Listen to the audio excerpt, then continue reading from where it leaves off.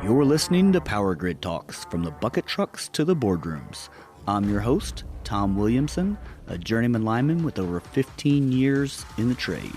Here we bring you real stories and real conversations from the field to the executive suites of the electric utility world. It's about the people who keep the power flowing and the grid strong. Let's get to work. All right, today on the episode of Power Grid Talks, we're out here in the lovely state of Florida talking to America's favorite lineman, Mr. Austin Carr. How we doing, Austin? Oh, I'm doing well. How are you, brother? I'm doing good, man. I appreciate you making time for us. Oh, yeah. Oh, yeah. So you guys have seen him all over your feed, I'm sure, if you're on social media. His TikToks are all over the place and really popular, and Austin's out there spreading some knowledge. So we got to give him some props for that. How'd that go whenever you were starting that, man? Were you nervous to get on camera? Oh, my goodness. You can go back and look at my first videos. I left them up for encouragement for myself and other people. I stood there like a board, and I didn't even recognize my own voice, and I just stand and talking to the camera and just eyes wide open behind my big glasses, and, man, it was so nerve-wracking at first. One of the hardest things I feel like is seeing yourself and listening to yourself on camera, right? Like, because we don't really know what we look like and sound like Right. all the time, but whenever you hear that, it's like, whoa, that's not me. Who is that guy? Yeah, I almost hate to flip the camera around sometimes, like flip my video back. Like, now I'm going to leave it backwards. How did you get started in line work, man? So basically, I did tower work before this. I did cell phone and broadcast towers with my dad. He's owned his own business since I was a kid. So high school, during the summertime, I would go work with him. I was off on the weekends. I was off with him. We were climbing. Well, I did that after I graduated high school, and ended up, I got my wife, and I wanted to be home more. So I'm thinking, what can I do? I didn't know much about line work or anything like that.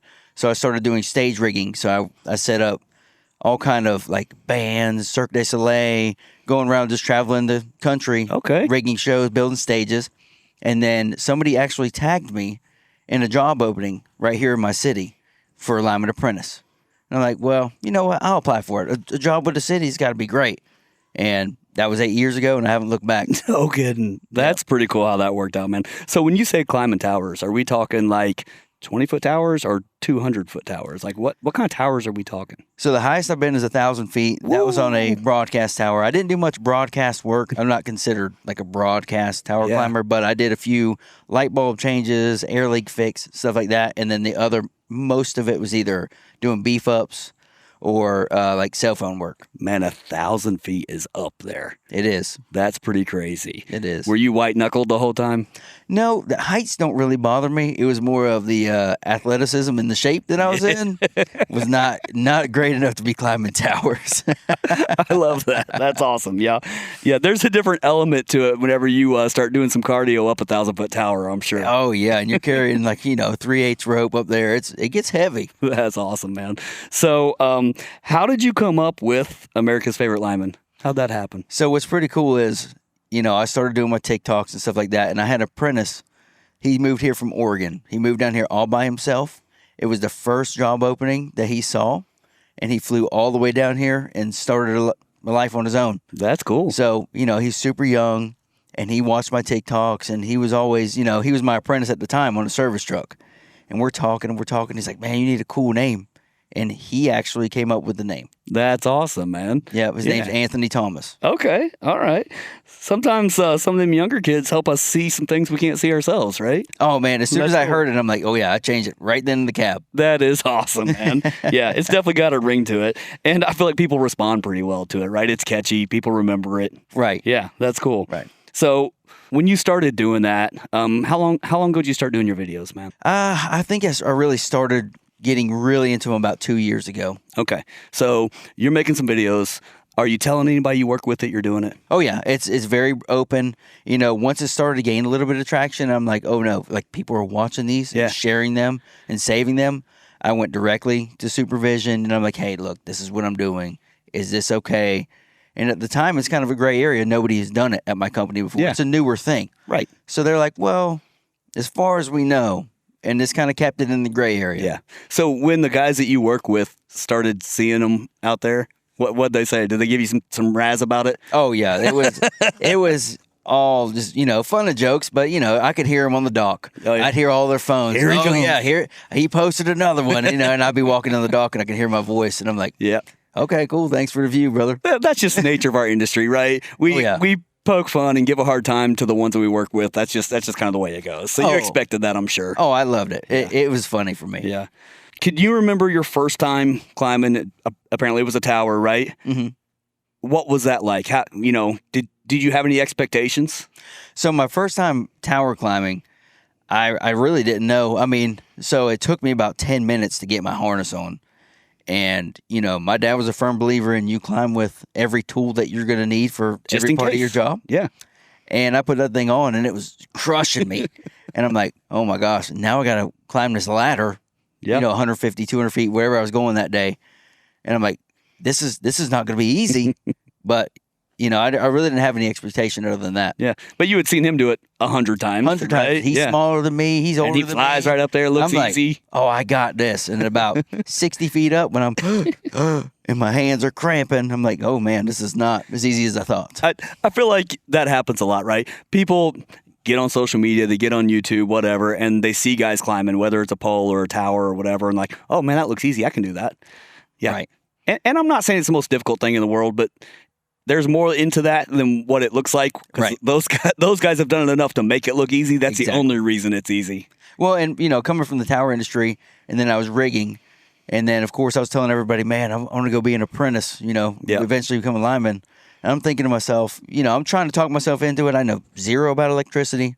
I only know about rigging and climbing on steel. I'm like, man, it's just insulators and wire. Like, we're just building a big fence. Yep. How hard can it be? How technical can it be? And then I started at our training center, and I'm like, oh my goodness, what have I done? Yeah. There's so many layers to it that no one understands until they start doing it. Right. Right? Everybody thinks, oh, this light switch should work. Why isn't this light switch working? Come on, guys, go faster. And there's so much to it that you can't even explain to somebody until they get into it. Exactly. Yeah. So let's talk about those early days, right? Do you have, other than your dad, obviously, do you have like a mentor, somebody that sticks out in your mind that taught you some pretty good lessons early on? Yeah. So our trainers at the time, Robert Paget, Chris Hodges, they had a passion for learning things, and they could tell you to the smallest detail of why we were doing something. And my dad has always taught me, if somebody else is doing it, I can do it. And you need to know why you're doing it, not just how. We're covering this with a blanket. Okay, why? I wasn't trying to be smart or anything, but I just want to know, okay, how can I apply that to my own critical thinking where, okay, we're setting this pole here. Why? Yep. Don't just tell me it's because we always do that or it's the easiest. Why is it the easiest? Why do we always do that? So they instilled that in me too, and they were always open. They always had an answer. That's awesome. It was never, just because. And that learning the smaller details kind of sparked my interest more because then I'm like, oh, I can think and do this. I can go this way, and I can do this way. It gets that critical thinking going inside your brain, right? If you ask that question and a senior guy looks at you and says, because I said so, kid, that doesn't make any difference to you. That doesn't make you a better lineman. That doesn't make you learn why, because there's a reason for it. Right. He just doesn't want to tell you, or maybe he doesn't know. And that's his answer because he doesn't know. Just tell me you don't know, right? Exactly. That old school, because I said so, kid, that mentality, I feel like it needs to go away. And I've talked about that a lot in a lot of my episodes because I think it is important. I think it needs to disappear. So it's pretty cool that they had the teaching mentality behind them, sounds like, right? They did. And you could tell they had a passion for teaching. And, it's something that I've carried through. I've always been that kind of person where I like to learn as much as I can. So the guy below me, if they have a question, I want to be able to answer it, or at least say, hey, I can get that answer for you. Yeah. Like the I know it all mentality, or like you said, when they say because I said so, I just lost a little bit of respect for you because I think that you don't know. Yep. And that's what I immediately go to. And maybe you do and you just don't have the patience for me, but I immediately think, okay, so you don't know. Yeah. Now I'm going to go ask somebody else. Exactly. I'm going to keep digging because I'm going to get my answer. Exactly. Yeah. Yeah. I like that. So how much does you guys' phone ring? You guys work a lot of hours outside of your normal hours? We do. We work a ton of overtime, especially here in Florida with the thunderstorms in the summertime. Like, people talk about hurricanes and ice storms and all that stuff. our main overtime is just afternoon thunderstorm. Yeah. I remember when I was at the utility, it seemed like our phone was ringing all the time, especially if you're a guy that likes to go out and work. It's almost like once they figure out you like to go out and work, they'll be like, oh, let's call him out. Let's call him out. He'll come help us, right? Exactly. That kind of thing. I mean, it was almost to the point my wife would get frustrated because I had to change the clothes with us all the time. Right. Her car, my car, doesn't matter what we're in. I got to change the clothes with me because if that phone rang, chances are I was probably going to work. And she would drop me off and someone would take me home or she'd come pick me up later that day, the next day, depending on what the shift was and what the work was, right? Right. So, yeah, I think that overtime comes a lot, and people don't realize, they think, oh, the only time you get overtime is by going to storms. No, there's overtime all the time. All the in time. Your backyard. And, people think, I've been told multiple times by customers, like, that transformer didn't go bad. It's been here 20 years. Nobody's ever touched it. And I'm like, well, yeah, there's a lifespan. It happens. Yep. Stuff goes bad. Stuff gets wrong, Yep. So it could just be a random bluebird sky day.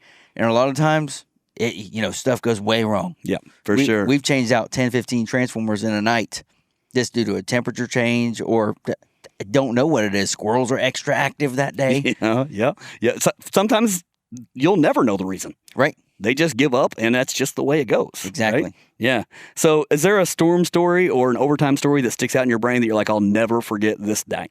Oh, man. So last year we were in Tallahassee, and I spoke about this a little bit on the High Voltage podcast. And we went to this neighborhood, and our bird dog, he said, hey, look, you're going to be in this neighborhood probably 3 days, 4 days. And it was bad. As soon as we pulled in, poles upside down because tornadoes are notorious, as you know, for being really nasty. Yeah. Wire everywhere. Just nasty. Yep.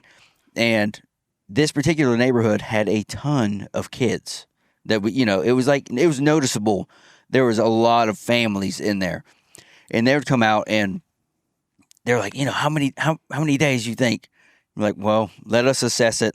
Your bird dog said 3 days, which they don't know what that means, but we like to give them worst case. Well, we started looking, and we're like, okay, we could do this, and we could start sectionalizing the outages. And we are a company where when we show up, we do overhead, underground, transmission, lighting. We do it all. Yeah, you're a lineman. So we can fumble through anything. Yep. So we're like, okay, we can figure this out. And about the third or fourth hour, we're like, we can get the lights on today if we stay till dark. And man, I remember the pole that I was working, it was 3-phase straight through, 3-phase take off on it, all copper. And instead of trying to build everything back, I just cut everything down. I marked it all, cut it down. Everybody's everywhere. We start pulling wire up. Yep. Well, the house next to us just got an electrician to fix their weatherhead pipe because it got ripped off during the storm. And I'm like, man, that's pretty gutsy. You did it right now and nobody has power. Yeah. Well, we ended up getting the main line back and built. We're like, okay, where's the rest of it? We're riding it all out. Everything's up other than that. So we're like, hey, sent 2 apprentices over there. We pulled their service cable up. We got it hooked up, and we threw it in. And, dude, we're like, yeah, we're high-fiving each other. Here we go. We got it. We heard so many families and kids come out to the road, and they're high-fiving us and, made signs, dude. It was so cool to me. Yeah. I was just sitting there like this, trying not to let anybody see by my glasses because I was tearing up. That's when it gets real for you, man. Yeah. Right? That's when your job makes a difference for people. Right. Yeah. That's pretty cool, man. Yeah. Yeah. So you're out there doing your thing. You're doing line work. When did you realize that people started watching your videos? So the first real video that got, a good amount of views was one of my tie wire videos. Okay. So everybody's taught to tie a little bit different. Oh, yeah. So it's a hot topic. I didn't know anything about being polarizing on social media. I didn't know anything about it. I'm thinking this is the way most people tie. I'm going to do a video on it, for younger guys. Oh, my goodness. The amount of comments I got was unfathomable. And I'm like, holy cow, how many people have watched this? Yeah. So then I posted another one, copper tie, same thing. And I'm like, there are actually people watching me, and I'm trying to figure out where they're from just from their page and their profiles and stuff. So I'm like, all right, I'm going to keep going. I'm going to keep posting, what we do. Yeah. That's awesome, man. Yeah. Yeah. That's a pretty cool feeling because, like you said, you're just out there doing your thing in your own little world, and a couple views here, a couple views there, whatever is what it is. Right. And then all of a sudden, when you open that thing up and it's so many comments and likes that you can't even keep up with it. Oh, yeah. Right? Like, that's cool. Yeah. That's cool. What was the drive behind starting that, right? Was it to spread knowledge to the young guys? Was it to show people different ways of doing things? What was the drive behind starting that? So at that time, I had just started going out to our training center. Yeah. One of our trainers went to Trouble Truck, and we needed guys out there because our apprentices got there every 6 months for 2 weeks in multiple different stages. So myself and maybe 3 or 4 other guys were the only ones interested because I've always liked to teach, like I said. So we were out there teaching, and I'm like, man, I could make this bigger. I could show more people. I'm like, let me see what other people do. So I was just started posting them here and there when I was at the training center, like, hey, this is how we're teaching the tie. This is how we're doing it. And the guys that used to be at the training center, we have VHS tapes of them going through the curriculum. Oh, yeah. That's awesome. So, you can watch those on the projector. I'm like, man, I could do this, and I could project it, show you what we're going to do, and then we'll go out there and do it in the field. And I'm like, well, if I'm doing that, I might as well post it too. Yeah. So that's what I started it as, let's see what other people know and don't know. And I had a friend at Pike. So my wife met this woman at a restaurant called Fat Jack's. I ended up getting to be friends with her husband. He worked for Pike. And he called me one day and he's like, man, we're blowing all these fuses and I don't know why. It was a closed Delta bank.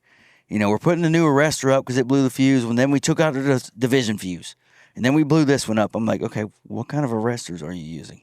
He's like, oh, the M8.4 arresters. And I'm like, no. I was like, do you have a fourth cutout on your floating neutral? He's like, what's that? So I told him, I was like, if you don't have those arresters, and I went through the whole process. Yeah. And he's like, dude, make a video on that. That's cool. And so it kind of started with him too of, okay, he doesn't know. He's a lineman. That's cool. Yeah. Like I could teach somebody something. I was like, oh, wow. Well, and that's the thing is stuff like that if you do it all the time, you don't even realize that someone out there hasn't seen that before and they don't know how to tackle that situation. Exactly. Right? If you wouldn't have been able to help him through that, it's hard telling how long it would have taken them to figure it out. Right. Yeah. That's cool. And I remember videos too when I was at the utility, they'll pull out the old videos and they'll be wearing polyester and bell bottoms and stuff. And I'm like, wow. Yeah. We're really watching these, right? Yeah. No kidding. Yeah. I'm sure it comes across a little bit better when a little bit more modern view comes to it. Exactly. Sure. Yeah, exactly. So how do you handle these comments start rolling in? How do you handle the negative comments, right? Because those come. Oh, man, so many. Yeah. And, it honestly depends on the day. Yeah. I'm human just like anybody else. I try not to get in a peeing match with anybody. We do stuff different. Just because we do it that way doesn't mean we're right. Yeah. And it doesn't mean you're wrong. So I try to take it open eyes, but some people are on there just to be hateful. Yeah. And eventually there's enough times where I'll see the same person comment hateful stuff and I'll just end up blocking them. Yeah. And I don't like doing that because I want people's opinions. Yeah. Whether they're different from mine or not. But if you're just constructive criticism, that's fine. And I'll explain my point. We can talk in the comments. That's fine. For sure. But when it just comes to pure hatefulness, I'll get them out of there. Yeah. And man, unfortunately, in this day and age, there's a lot of people that get that way real easy, right? They're sitting on a keyboard halfway across the country from whoever they're talking to, and they don't care. They'll say something just because they think it's funny that'll hurt your feelings on purpose, right? Right. My mind never worked that way, but man, it's out there. Yeah, and unfortunately, that's with everything, especially our industry. I feel like our industry has that stigma of, we all have to be manly men and we have to disagree with each other all the time. And I'm always right. I'm always right. Yeah. You're not. Yep. I've been doing it for 6 months longer than you, so I'm better than you. That kind of deal. And luckily, like I said, growing up around my dad's company with a bunch of roughnecks, going around the country, I'm kind of used to that. Yeah. It doesn't really hurt my feelings. Yeah, you let it roll off your back pretty easy. Right. Yeah. I feel like that's a good thing because if not, man, that stuff can eat a person up. I mean, I've seen people just completely shut their accounts down because they couldn't handle the negative backlash anymore, and they were doing some pretty cool stuff on there. Right. So I hope it never gets that way for you. What goes on behind the scenes for you that people don't see, right? Like what's some stuff that you're just an average everyday dude? What do you like doing when you're not at work? So usually when I'm not at work, I'm editing videos, Yeah. or I'm playing with my kids, hanging out with my wife. I like to hunt, fish, the typical That's cool. lineman stuff. Yeah. I like to do all that stuff. I'm constantly trying to stay busy. I'm working on things. Like I said, but the biggest thing for me right now is my kids. Yep. That's why I love being home every night. I like being able to tuck them into bed. I like the schedule, because for me, that's the biggest thing. For sure. Family makes all the difference, man. So when you got into line work, did your wife know anything about the industry? No, she didn't. No, but she did know that I wasn't going to be out of town 300 days a year anymore. Yeah. I was going to be at home. Yeah. So she was okay with it, because she felt like tower work was dangerous enough. Yeah. And line work was just going to be another dangerous job. Yeah. So since then, has her outlook on the industry changed? Does she realize, like, you come home and talk about how dangerous it possibly could be? I try not to, because she kind of freaks out a little bit about that kind of stuff. Yeah. So they all do. I try not to talk about it with her. Well, I'll tell her what I did that day, whatever, but I try not to explain in depth, like, oh man, I was this close to this and this close to this. I just kind of, just another day. Yeah. Try to let her live in her own world. That works out for the best a lot of times. Right. So whenever you guys are out with your kids, ball games, stuff like that, what do your kids think about all of it? Do people come up to you and be like, oh, hey, America's favorite lineman? Your kids are like, no, that's my dad. Not really, just That's regular cool. everyday. That's cool. You know what I mean? Like, there's been a couple times here and there, but like you said, mostly if we're around rodeos, or like when we're flying to the rodeo and we're passing the lineman and passing, it's like, oh man, there he is, and I'll see him pointing at me. Yeah. And then I'll go talk to him. Yeah. But it doesn't happen every day. At least it doesn't affect the family, man, because I feel like, there does need to be that separation there. You need to be able to have that switch and have your time away from the trade too. Right. That's Right. pretty important in the balance part of things. I mean, the trade is hard enough without all of that part. Exactly. So, what would you say your favorite part of line work is? Man, it's so hard. Obviously, the money is great. It's awesome to be able to take care of my family. My wife gets to homeschool my kids. Yeah. It's really cool. She gets to stay here, take care of the house, and, I couldn't do it without her. But also, you get into some of these jobs, I'm a climber type of guy. I like to be on my hooks. I like to do difficult jobs in the easement. And that's kind of my favorite thing is when we have difficult jobs, I kind of volunteer, like, hey, I want to be a part of that. Yeah. I want to do something that not everybody's seen. Yeah. And it's cool to know that when those hard jobs do come up, that the company or the other guys you work with are like, oh, hey, we need to give this job to him. Right. He knows how to do it. Or if they're struggling, they can be like, oh, hey, Austin, man, this one's kicking my butt. Can you come over here and help me? Right. Yeah. Right. That's a pretty it's cool pretty feeling. cool. Yeah. So what would you say the hardest part of our job is mentally? Not the physical part. Everybody knows physically it's hard. But what's the hardest mental aspect of our work? I think the hardest mental thing would be balancing your family life and work life, because you can get sucked into that overtime. You can get sucked into, oh man, they need me at work. People are out of power. Like I said, the money's good, but you also have to think about the people you're servicing. It also is a community service. Yep. So you can't be all about the money, and you can't be all about the community either. You can't be out there doing it for free and neglecting your family. So it's always a balance between what you should be doing. Should I be out? Should I have taken this call out? And now you have to keep your mind in the game. It's 3 a.m. It's raining. You're working on something sketchy, and you're thinking about home. And you don't need to be thinking about home. You need to be thinking about what you're doing. So that's the hardest part for me. I think that's the hardest part for a lot of people, man. Like you said, you want to be both places all the time. And when you're not with the family, they want you to be there. When you're not at work, work wants you to be there, right? Exactly. And you just kind of get torn between the two. Yep. That part is hard for sure. So let's talk about the public's view of linemen, right? Mm-hmm. What do you think the public thinks about us as far as a trade in general? I'm hoping now that, I've got a lot of people that follow me that are, and other people that, like Jesse and all them that are not linemen, and they're just regular people, and they see what we're doing. They see why it's difficult. They see why it's technical. They see why, okay, it's going to take a little bit longer to get the power on because of X, Y, Z. Whereas before, without social media, before I did it, I never saw a power truck anywhere. I never saw a lineman on a pole doing anything, even though they're all around me. I'm just kind of blind to it. Yep. So hopefully all this social media It's new age stuff. It's bringing it to light. And, it's making people less and less angry during the storms, during these little afternoon storms. Like, hey, I understand you guys have to do a lot. It's not just go up there, flip a switch for me. It's not just go up there and plug that wire in and you're good to go.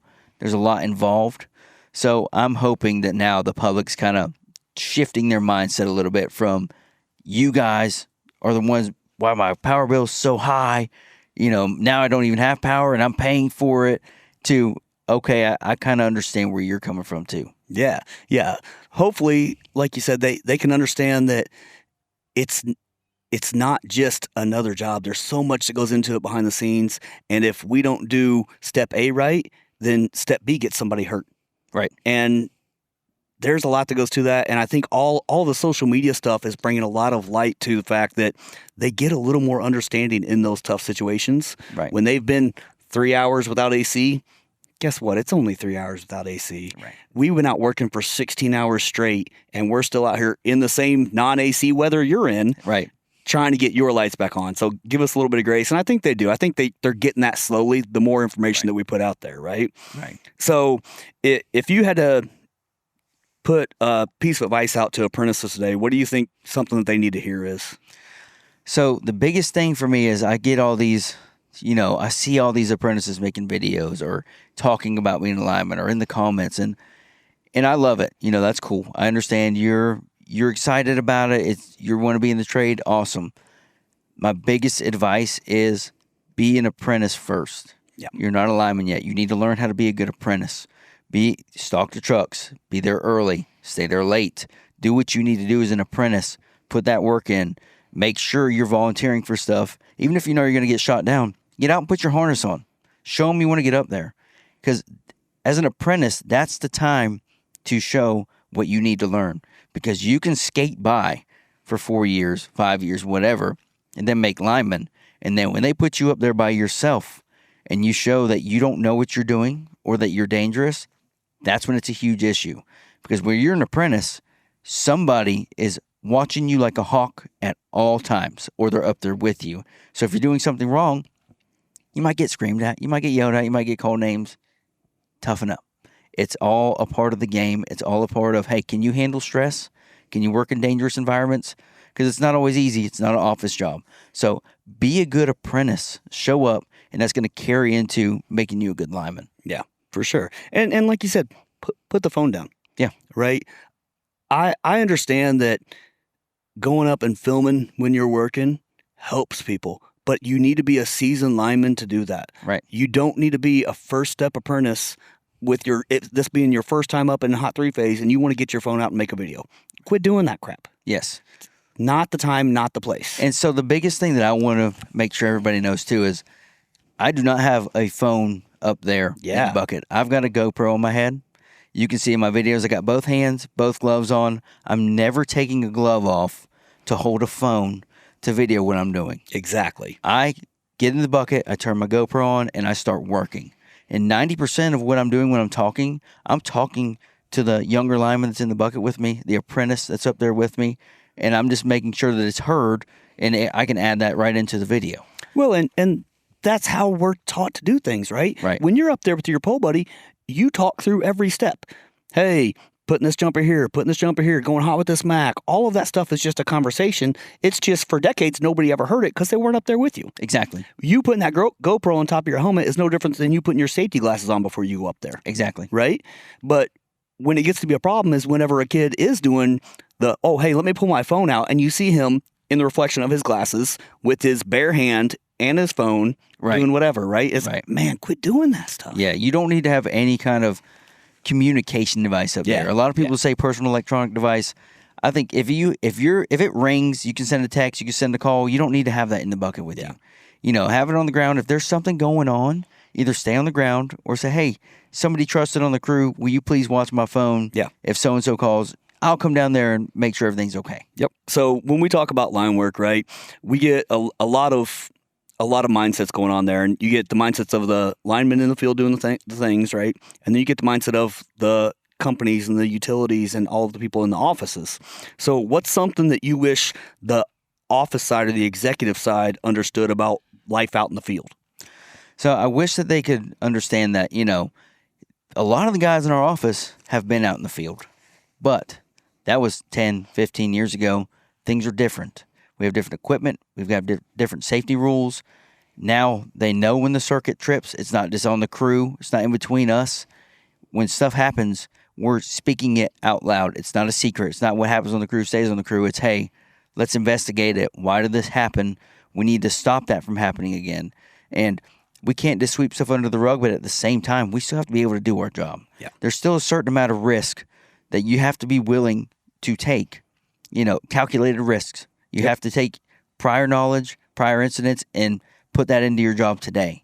So the things like the GoPro, things like explaining stuff on social media and things, I wish that they would realize that's really helping people. And it might help people in high school realize, ooh, that trade's not for me at all. I'm not even going to try. Or I absolutely love that. I'm super excited to do that. Yeah, that's a great aspect for sure. I got some questions here that are kind of a little bit more quick fire, thumbs up, thumbs down type of thing, right? So, right. Yeah, I agree, or nah, not really. Okay. Right. So, rubber gloves, good thing, bad thing? Good thing. Yep. Sleeves? No. That's a Florida thing. Nobody in Florida likes sleeves. No, sir. Hot sticking, thumbs up, thumbs down. I like it. Okay. All right. Storm work? I like it. Okay. So, what do you think one misconception is that civilians and the public have about linemen, other than the fact that their job's easy, right? Right. I would think that a lot of people think that we're only out there for the money. And, I like that. And like I said, the money is part of it. Yes, we're out there to feed our family. But most of us, 90% of us, we know, like, we're doing a public service. We're not just going to sit in the truck.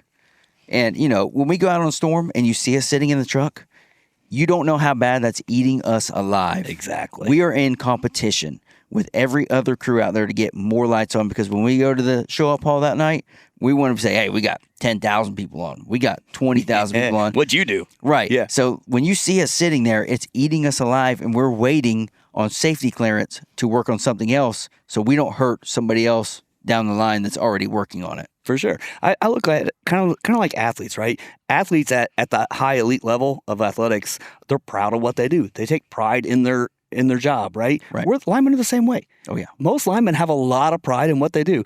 If you're a lineman out there that doesn't have pride in what you do, go do something different, because it's not for you. Right. So that's pretty awesome. All right. So what's one thing that you think would make storm work better? I think what Alex Wakeland is doing is really cool with that Junction app. Yeah. Knowing who can do what, who's been around for a certain amount of time, and being able to place them out safely and do, instead of saying, hey, I'm a lineman. I've been doing this for 10 years. And when really you're a second or third step apprentice. And now they're like, okay, well, go check that out. It might be something hot that they don't need to be working. Yeah. And, end up getting hurt. Yeah. I think not only is that a cool aspect, but I think it's something that needs to happen. Yes. Right? Like, this industry needs that bad, because today's day and age is, I call it the age of misinformation. Yeah, all the information is at our fingertips, but not all of it's accurate. Not all of it's correct, right? Right. So people in society in general are pretty used to misinformation and kind of embellishing a little bit and some of that kind of stuff, unfortunately. And this trade has no room for that. We don't need it. No, we don't. Yeah. Cool. So you're out there working. What's your go-to snack or drink? What are you grabbing whenever you stop? Oh, man, I'm getting a Reese's Big Cup with Reese's Pieces inside and a Ghost energy drink. There you go. Okay. All right. So that sounds like a little bit of a sugar rush. I don't know. We'll see. It is. And it has a crash, but man, is it good at the time. So what kind of future plans you got, man? What's Austin going to be doing in 5 years? I really hope to be either training, whether that be with the company I'm with, instructing on my own. That's my biggest goal, is to take the knowledge I was blessed enough to receive and pass it on. And, make more friends. Talk to guys like Jesse, and I joke around with him all the time. And I'm like, man, I'm glad I didn't pick America's Smartest Lineman, because that's definitely you. We joke back and forth, because I'm like, man, I love learning from you. Yeah. You see how we do things. And that's what, in 5 years, I hope I'm still doing that. And I hope that maybe I've got more of a permanent training position. That's awesome. Yeah, I like that. And I think the trade needs more people that think that way anyhow. Right. So if you could put a message out there to the trade in general, right? We're talking top to bottom, grunt to substation to whatever. What kind of message would you have for them? I would say that no matter what, your number one job is to come home to your family. There's so much going on this day and age, and especially this year, it's been so bad with accidents, deaths, and whether that be at work, away from work. Number one job, come home to your family. Do it the right way. Don't be afraid to say you don't know. Don't be afraid to say, no, that job's too dangerous. Don't be afraid to stand up for yourself or your crew and to say, hey, look, we are not doing this, XYZ, whatever their case may be. Swallow that pride a little bit and do it safely. And if it can't be done safely, find a different way. Yeah, respectfully. Right? Respectfully. Yeah. Yes. Yeah. Don't let the F-bomb come out and start calling people names. Right. Respectfully have a conversation and have enough pride in yourself to know that, hey, you know what? Maybe we need to back up and punt here and do something different. Yeah. You don't have to throw a tantrum. You don't have to, you don't have to go on the extreme. Yeah. But no is no, and you can stop it. Now, I understand people like contractors, stuff like that. It's really hard for them because, like I said, they're thinking about their family. They're thinking, okay, if we turn this job down, our company doesn't have this bid anymore. And now we don't have work. We can't feed our family. Yeah. So it's a slippery slope. But at the end of the day, would you rather not have work or would you rather be at home? That's it, man. That's exactly right. Yep. So where can listeners find you? Where can they follow you at? Where can they find you at? If they got a question for you, how do they hit you up? TikTok and Instagram, America's Favorite Lineman. Send me a message. I do my best to answer all of them. A lot of the times, if I get the same one 100 times, I'll just make a video to kind of answer that one question. So if I don't answer you back, it's probably because you might be the 100th person that asked it, and I don't mean anything by it, but I don't want to repeat myself every time. So I'll just make a video and say, hey, look, this is, biggest one, how to become a lineman. I've made 3 videos on that, and I'll try to do better at organizing my page so you can find them. Well, man, we appreciate what you do out there. I think you're doing some amazing things. I hope that you can keep doing it, and I hope that all these people out here that are trying to figure out if they want to be in the trade or if they've never worked anywhere other than their backyard, they're trying to figure out how to do some different stuff. I hope they can reach out and find your videos and learn a little bit of knowledge that way. So appreciate you being here, man. Thanks for making time for us, and until next time, let's talk about it. All right. That's it for today's episode of Power Grid Talks, from the bucket trucks to the boardrooms. I'm your host, Tom Williamson. I want to thank you for joining me as we talk to the people behind the scenes who keep our grid strong. If you enjoyed this conversation, be sure to hit that subscribe button, give it a share, and leave a review so we can keep bringing more voices from across the utility world to the conversation table. You can also find us at PowerGridTalks.com. Until next time, stay safe and keep the power flowing.